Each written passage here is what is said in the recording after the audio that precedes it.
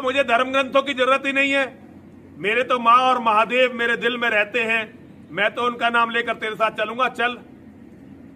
अब जब उसने मेरी वीडियो सुनी तो उसका लिटरली पेशाब निकल गया। हिंदुओं, मेरे शेरों, मेरे बच्चों, मैं तुमसे इनकी औकात बताना चाहता हूं। उसकी पुरानी वीडियो देख लेना और नई वीडियो देख लेना मेरी वीडियो के बाद की। मैंने तो उससे कोई बहाना नहीं बनाया, मैंने तो कहा चल तू, मैं आ रहा, तू कर शुरू। उसने पहली वीडियो में कहा था कि पहले मैं जाऊंगा फिर बाद में नरसिंहानंद जाए। मैंने उससे कहा दोनों साथ साथ चलते हैं भाई, दोनों साथ साथ चलते हैं और पता चल जाएगा। अब उसने वीडियो बनाई कि पहले परमिशन का इंतजाम मैं करूं।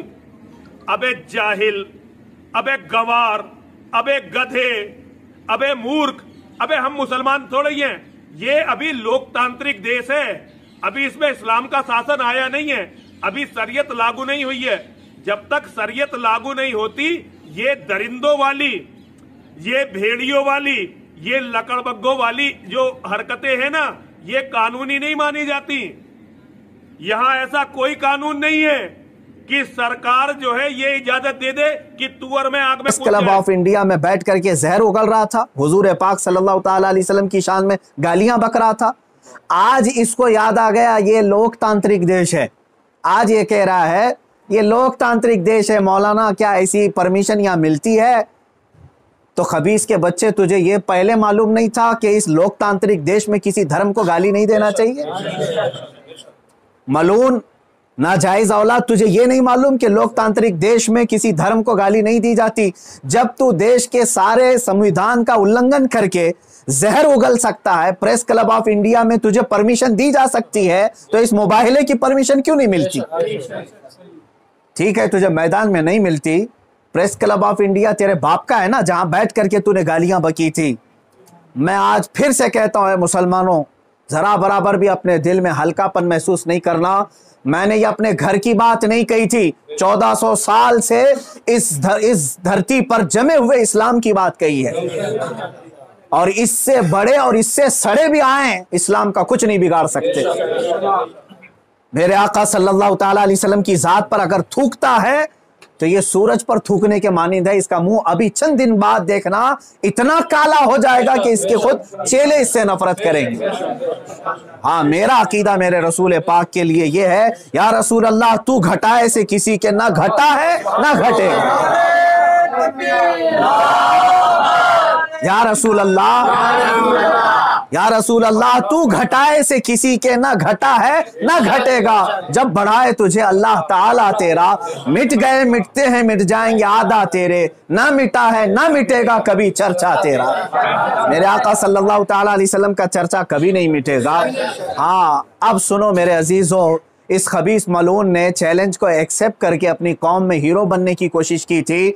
मैं फिर से कहता हूं, जिंदगी गुजर जाएगी, इसका पेशाब निकल जाएगा, मुबाहिले के लिए नहीं आ सकता। मुबाहिला बहुत दूर की बात है, मुबाहिला बहुत दूर की बात है। मैं गवर्नमेंट से भी कहता हूं, प्रशासन से भी कहता हूं, यह बार बार भौंक रहा है और कह रहा है कि मुझे इस्लाम की सच्चाई बताना है, मुझे कुरान की सच्चाई बताना है। इसको एक बार बताने का मौका दे दिया जाए, इसको एक बार मौका दे दो हमारे सामने कि ये इस्लाम की सच्चाई बता दे। आज इस खबीस के चेलों से भी मैं कहता हूं, तुम अपने गुरु को मना करके ले आ जाओ हमारे सामने। ये बार बार कह रहा है ना कि मुझे कुरान की सच्चाई बताना है, कुरान की। मैं कहता हूं मुबाहिला बहुत दूर की बात है, वो सिर्फ हमारे सामने बैठने की हिम्मत कर ले।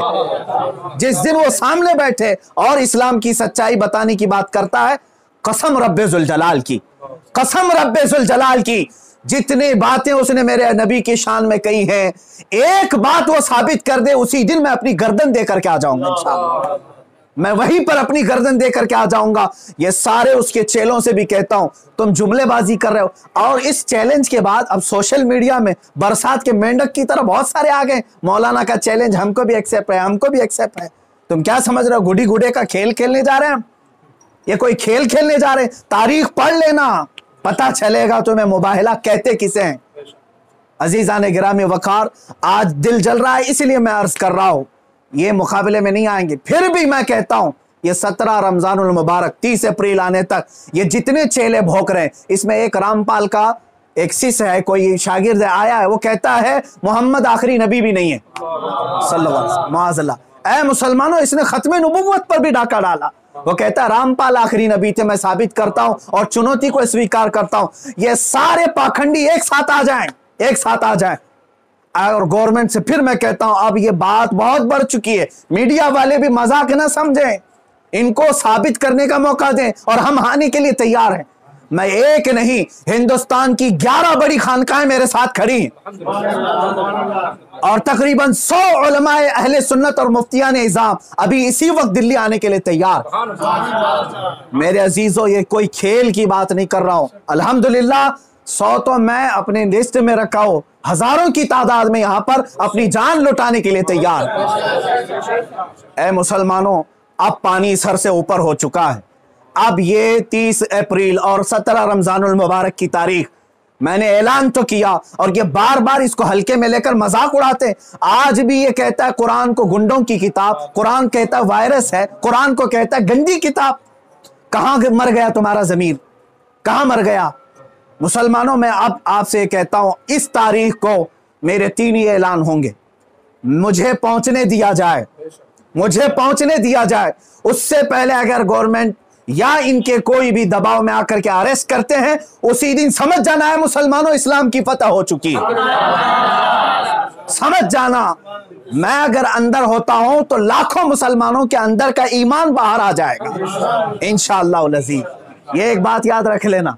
दूसरी बात, अगर इस तारीख से पहले हुकूमत इसे अरेस्ट नहीं करती, जो रोजाना आज तक खुलेआम इस तरह की गुस्ताखियां कर रहा है, हद हो गई, हद हो गई। यहां पर होम मिनिस्टर पर कोई टिप्पणी करे तो जेल में चला जाए, और यह मुसलसल 1.5 महीने से मुगल्लजात बक रहा है, पखाना उगल रहा है और कोई कुछ नहीं करता, इसको पूछता तक नहीं इसको।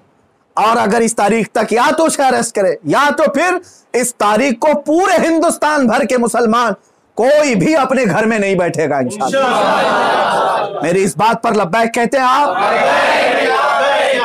आप सुन लें, इसलिए कि अब यहां पर हमारी जमीन जायदाद का मसला नहीं है। ये मत समझ लेना या जमीन मांगने के लिए आ रहे हैं, हुकूक मांगने के लिए आ रहे हैं। अरे मियां, अब तो हमारे जड़ की बात आ गई है। और मुसलमानों, याद रख लो, अगर तुम्हारा यहां पर रसूल पाक की इज्जत सलामत नहीं है तो फिर तुम्हारा जीना भी किसी काम का नहीं है। अब ये चाहते हैं ना हम बाहर निकलेंगे तो वायलेंस हो जाएगा, फला हो जाएगा। हम ये नहीं चाहते फसाद हो जाए, इसीलिए तो बार बार गुहार लगा रहे हैं हुकूमत को, बार बार कह रहे हैं फसाद की जड़ को अंदर करो, उसे भौंकने से रोको। नहीं सुन रही है। और इससे भी आप समझ जाना है मुसलमानों, हुकूमत की मंशा यही है कि आप ये पूरे हिंदुस्तान में फसाद कराना चाहते हैं, पूरे हिंदुस्तान को जलाना चाहते हैं, वरना ऐसे पाखंडियों को खुलेआम नहीं छोड़ते। ये पूरी की पूरी प्लानिंग के साथ कर रहे हैं। इसलिए मुसलमानों, आज तुम्हारे इम्तिहान का वक्त है, आज तुम्हारे इम्तिहान का वक्त है। आज अगर तुम अपने घरों में चूड़ियां पहन करके बैठे रहे, याद रख लेना बाद में आने वाली नस्लें तुम्हारे मुंह पर थूकेंगी, तुम्हारे कब्रों पर ईंट पत्थर मारेंगी। इसलिए कि ये नबी का गद्दार है, रसूल पाक पर भोंकने वाले को भी ये पूछ नहीं सका। तुम्हारी नस्लें बाद में तुम्हें याद करेंगी इस तरह से। याद रख लेना, ये तारीख यौम बद्र की जो आएगी, यौमुल फुरकान 17 रमजान की, उस दिन हर मुसलमान का कलेजा दहल जाना चाहिए। मशरिक से मगरिब तक, शुमाल से जुनूब तक, हिंदुस्तान भर के हर इलाके के। और इस पाखंडी से फिर मैं कहता हूं, तुझे जहां की परमिशन मिले मेरे नाम से एक लेटर इशू करके दे दे, मेरे नाम से एक लेटर इशू करके दे दे कि ये मुफ्ती सलमान अजहरी आ सकता है मेरे साथ, मुबाहला बहुत दूर की बात, डिबेट कर सकता है। इतना तो ऐलान करके दे दे, फिर मैं पूरी दुनिया को बता दूंगा कि तेरा पाखंड क्या है। मेरे अजीजों, मैं हिंदुओं से भी